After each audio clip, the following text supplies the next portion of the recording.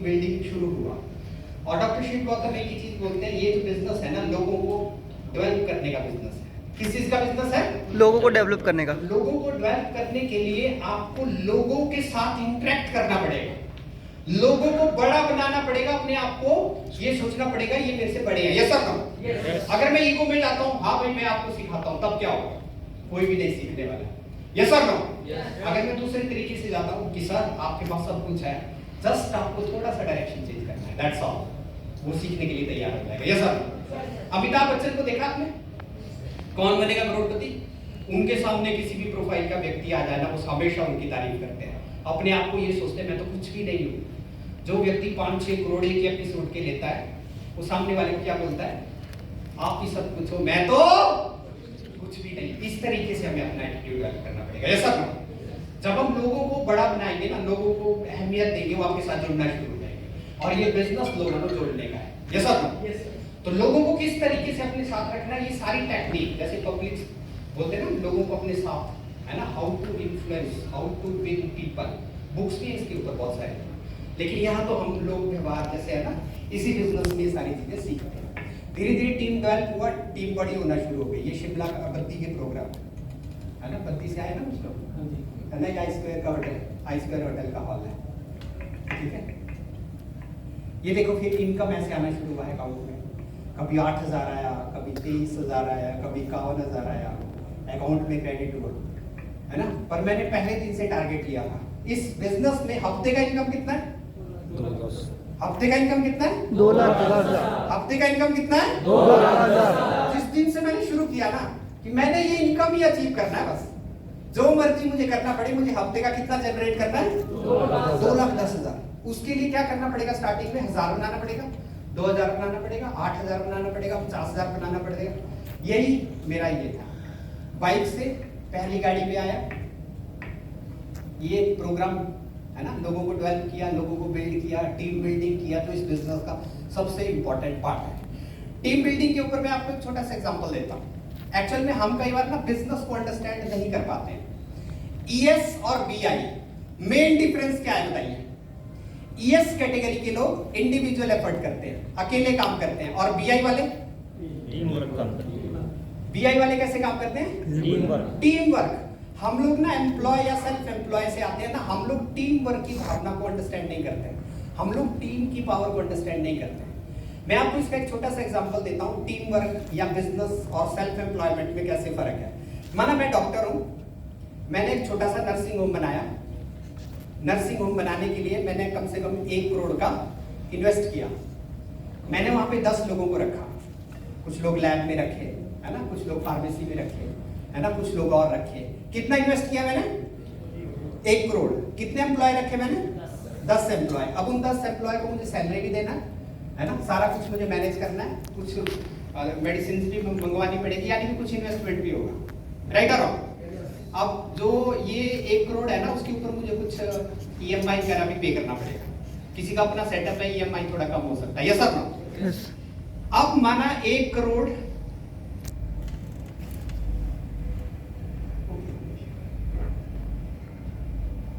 हाँ, अगर वहां मैं बताऊं आपको कंसल्टेंट कौन है? मैं जा रहा हूं तो मेरा काम बढ़ रहा है, अगर मैं नहीं जा रहा हूं तो मेरा काम नहीं बढ़ रहा है, तो मैं सेल्फ एम्प्लॉयड हूं। मैं क्या हूं? अगर मैं महीना भर हॉस्पिटल में नहीं जाऊंगा, कितना रेवेन्यू जनरेट होगा? नहीं, कोई रेवेन्यू जनरेट नहीं होगा, क्योंकि ज्यादातर पेशेंट किसके पास आएंगे? डॉक्टर के पास आएंगे, वही उनको मेडिसिन लिखेगा, उसी से फार्मेसी चलेगी, उसी से ब्लड टेस्ट चलेगा, उसी से सारा रेवेन्यू जनरेट होगा, यस और नो? जब सिर्फ हमारी इन्वॉल्वमेंट है ना, तब काम चल रहा है। हमारी इन्वॉल्वमेंट नहीं है तो काम नहीं चल रहा है। वो सेल्फ एम्प्लॉयमेंट मॉडल है। कौन सा मॉडल है? Self employment model. अब देखिए एक बिजनेसमैन क्या करता है, वो सेम वैसे ही नर्सिंग होम बना लेता है। 1 करोड़ का इन्वेस्टमेंट उसने भी किया है, उसने भी 10 लोगों को हायर किया है, लेकिन वो एक व्यक्ति को और हायर करता है, वो है डॉक्टर। किसको हायर करता है वो? डॉक्टर को हायर करता है ना। अब वो डॉक्टर वहां से प्योर प्रॉफिट 2 लाख रुपए का कमा रहा था। कितना कमा रहा था? 2 सारे खर्चे काट के। और ये जो व्यक्ति है ना, ये भी 2 लाख रुपए कमा रहा था, पर इसने क्या किया, उस 2 लाख में से 1 लाख ही रखा और 1 लाख डॉक्टर को दे दिया। 1 लाख की सैलरी पे तो आ ही जाएंगे ना डॉक्टर, यस और नो? तो वो कितना जनरेट कर रहा है? 1 लाख रुपीज। और दूसरा कितने जनरेट कर रहा है? 2 लाख। पर उसके पास क्या है? वो फ्री है, उसको वहां पे इन्वॉल्व नहीं होना पड़ता है। एक सेंटर उसका एस्टेब्लिश हो गया, अब क्या करेगा? दूसरा सेंटर एस्टेब्लिश करेगा। दूसरा एस्टेब्लिश हो गया, तब क्या करेगा वो? तीसरा। 3 सेंटर पे उसका इनकम कितना हो गया? 3 लाख रुपीज, यस और नो? यस।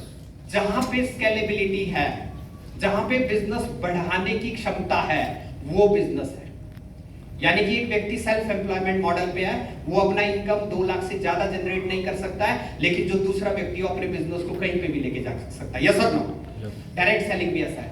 मेरे काम करने से बिजनेस एक पर्टिकुलर लेवल तक जाएगा। जब मैं पूरी टीम को डेवलप करूंगा तो यहाँ पे भी स्केलेबिलिटी है। This is the business model. Do you understand? समझ में आया?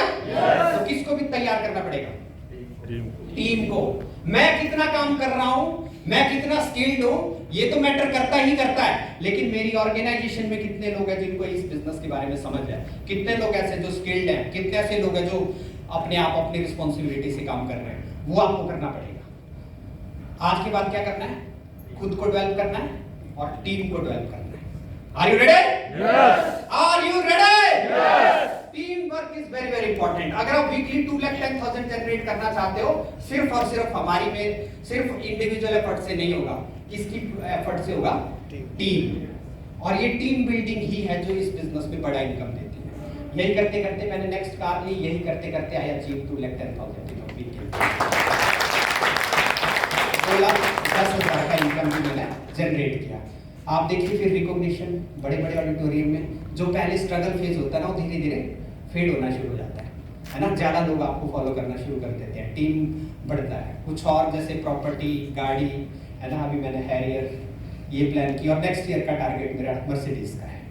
जो व्यक्ति कुछ साल पहले स्कूटर पे बाइक पे चलता हो, है ना, कुछ ही टाइम में, है ना, और जो मर्सिडीज का ड्रीम ले रहा हो, तो क्या ये बिजनेस छोटा मोटा बिजनेस है ना? लोग बोलते हैं ना कई बार, सर ये विश्वास नहीं हो रहा है, ये आएगी कि नहीं आएगी। मतलब मुझे तो इसका भी विश्वास नहीं होता कि आएगी कि नहीं, है ना? वो भी देखना नहीं है, ये सर ना? फिर हम तो उसको भी बाइक की तरह ही दौड़ाते हैं, चलो यहाँ चलो वहाँ चलो, ये है ना? ये जो फ्रीडम है कहाँ से मिली? सिर्फ और सिर्फ डायरेक्ट सेलिंग बिजनेस, ठीक है? अभी मैंने जब NTC रैंक हासिल किया था, तो उसमें मैंने फिर अगेन 2,10,000, है ना, अगेन सीलिंग से ही उसको हिट किया, ठीक है? अभी कुछ ही महीनों का मेरा टारगेट है। मेरा जो next rank CTC, I will achieve CTC rank, जो अगला रैंक होता है, ठीक है? इस तरीके से आप देखिए 2,10,000। अब बात आती है मेनली इस बिजनेस में काम क्या करना है, ठीक है? इतना तो आपको समझ में आ गया कि हमें अपने आप को तैयार करना है ना? हमें टीम को तैयार करना है। तो सबसे पहला काम है अपने आप को तैयार करना। अब देखिए, आप हम बोलते हैं ना, किसी भी काम फील्ड में कामयाब होना है तो सेल्फ कॉन्फिडेंस चाहिए। क्या चाहिए? क्या चाहिए? Self confidence. अगर वो हमारे पास है तो ठीक है, नहीं भी है ना, उसको डेवलप करना है। जब भी हम सेल्फ कॉन्फिडेंस को डेवलप करते हैं, हमारे पास मेनली 2 इमोशन है। एक होता है फेथ और एक होता है फियर। फेथ और फियर। फियर वाला इमोशन हमारा हावी हो जाता है कई बार, जिसको बोलते हैं डर। क्या है? डर। जैसे मानो हम प्रेजेंटेशन एक दूसरे को देंगे तो अंदर से क्या डेवलप होगा? डर। हमेशा याद रखना, डर से मत डरो, डर के आगे जीत है। क्या है? एक बार बोलेंगे, डर के आगे जीत है। डर से मत डरो, डर के आगे जीत है। जीत है। एक ऐड भी आती है ना, फिर वो बोलता है कुछ पियो, ऐसे नहीं आप पी, कुछ पीना है भी उससे, ठीक है? डर से मत डरो, डर के आगे जीत है, ठीक है? अभी हम कुछ प्रैक्टिस करेंगे ना थोड़े टाइम बाद, तब मैं ये चीजें बता रहा हूँ। मेरे को पहले डर लगता था, लोगों को फेस करना, लोगों को प्रेजेंटेशन देना, है ना?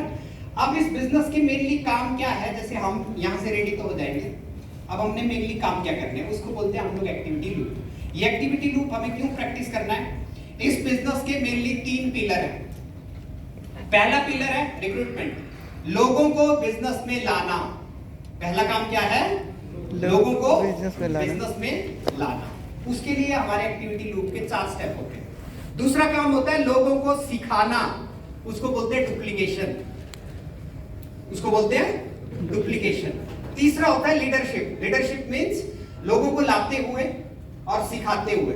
कुछ चैलेंजेस होते हैं, उनको कैसे ओवरकम करना है, हमें अपने आप को तैयार करना है, अपने अंदर की जो स्ट्रेंथ है उसको डेवलप करना है ना, हर एक चैलेंज को फेस करना है। डॉक्टर शिव गौतम एक ही बात बोलते हैं, ये कभी मत बोलिए कि मुझे चैलेंजेस नहीं आने चाहिए, ये बोलिए भगवान जितने मर्जी चैलेंज दे मुझे उनको फेस करने की क्षमता डेवलप अपने अंदर करनी है, वही लीडरशिप है। ये सब। अब आप बताइए, जो बड़ा रैंक हासिल करता है या पॉलिटिकल फील्ड में बड़े लेवल पे जाता है या किसी भी फील्ड में बड़े लेवल पे जाता है, उनको स्ट्रगल कम है या ज्यादा है? ज्यादा है। उनको चैलेंजेस कम है या ज्यादा है? यहाँ पे भी हो सकता है ज्यादा है, पर उनको लड़ने की क्षमता हमें डेवलप करनी है। क्या करना है? लड़ने की क्षमता को। और डर लगता है तो एक ही बात याद रखनी है, क्या? डर से मत डरो, डर के आगे जीत है। बोलो एक बार, डर से मत डरो, डर के आगे जीत है। डर के आगे जीत है। नहीं तो पीना है वो माउंटेन ड्यू। कुछ और नहीं सोचना कि वो पी के तो सर में कहीं भी जा सकता है। माउंटेन ड्यू किया जाते है ना, डर से मत डरो, डर के आगे जीत है। ठीक है। तो जब हम एक्टिविटी करेंगे ना, देखो हम किसी को फेस क्यों नहीं कर पाते, वही छोटा सा डर होता है, उसको कन्वर्ट करना है फेथ से। किस में कन्वर्ट करना है? फेथ। बोलते हैं ना, फेथ कैन मूव माउंटेन, है ना। जो हमारा विश्वास होता है ना, वो पहाड़ी विश्वास से कुछ भी किया जा सकता है। आप ये विश्वास रखो, ये जो 2,10,000 है ना, अगली बार आऊंगा ना मैं 2,10,000 अचीव करके आऊंगा। ये सब है ना। अंदर से अंदर वाला इंसान क्या, सुरेश क्या बोलेगा? नहीं भाई वैसे ही है ना। उस फेथ को जनरेट करना। जब आपके अंदर से आवाज आएगी ना, नहीं यार ये मैं कर सकता हूँ, ये मैं कर सकता हूँ, तब तक अपने आप को बोलते रहिए, मैं करूंगा, मैं करूंगा, मैं सिल्वर लूंगा, मैं गाड़ी चलाऊंगा, मैं ये ले लूंगा, मैं वो ले लूंगा। अपने आप को बोलिए। जब अंदर से आवाज आएगी ना, नहीं ये पॉसिबल है, सब कुछ आपको रास्ता साफ दिखना शुरू हो जाएगा। क्लियर है ना? तो ये बहुत इंपॉर्टेंट है, फेथ। तो अब एक्टिविटी लूप पे आते हैं कि हमें स्टार्टिंग में जो रिक्रूटमेंट करनी है, रिक्रूटमेंट के लिए मेनली क्या क्या स्टेप्स है। सबसे पहला स्टेप होता है लिस्ट का बनाना। और लिस्ट जो है ना, डेली अपडेट करनी है। कई बार हम क्या सोचते हैं कि मैंने तो लिस्ट बना दी है, अब मुझे लिस्ट को अपडेट करने की जरूरत नहीं है। हमें लिस्ट को डेली अपडेट करना है। डेली हमें बहुत सारे लोग मिलते हैं, मिलते नहीं मिलते, है ना। डेली हम लोग अपडेट कर सकते हैं, अलग अलग एरिया से हम लोग लोगों को अपडेट कर सकते हैं। और लिस्ट बनाने का सबसे जो अच्छा टूल है वो क्या है? हमारा मोबाइल फोन। हमारे मोबाइल फोन में बहुत सारे कॉन्टैक्ट होते हैं, वो हम लिस्ट में रख सकते हैं। सिर्फ हमें मोबाइल में ही नहीं रखना है उनको, हमें लिस्ट में रखना है। और इसका एक सबसे इंपॉर्टेंट मैं आपको लिस्ट बनाने का एक फायदा बताता हूँ। अगर लोगों को आप अपनी लिस्ट में नहीं रखोगे ना, वो किसी ना किसी की लिस्ट में आ जाएंगे। दो लोग एक ही एरिया में काम कर रहे हैं, है ना, दो लोग एक ही एरिया में काम कर रहे हैं, एक व्यक्ति ने किसी को लिस्ट में नहीं रखा है, तो हो सकता है वो दूसरे की लिस्ट में। ये सब नो, है ना। अभी थोड़े टाइम पहले ना हमीरपुर से एक का फोन आया मुझे कि सर मेरे ब्रदर ना दूसरे की टीम में एंटर हो गए। रियल ब्रदर दूसरे की टीम में एंटर हो गए। मैंने आपने उनको बताया था, बोले नहीं सर मैंने घर में तो बताया नहीं, तो मैं ये काम करता हूँ, है ना, मैं माई लाइफ करता हूँ। अब बताओ, जिसने घर में नहीं बताया, उनके ब्रदर को किसी और ने प्लान दिया, वो एंटर हो गया। ना कुछ नहीं हो सकता, आप आपस में संभाल लो, अब मैं इसमें कुछ भी बोलने वाला नहीं, क्योंकि दोनों ही मेरी टीम में है। राइटर हो, एक अपनी लिस्ट में नहीं रखेगा तो दूसरा तो रखेगा ना, राइटर हो।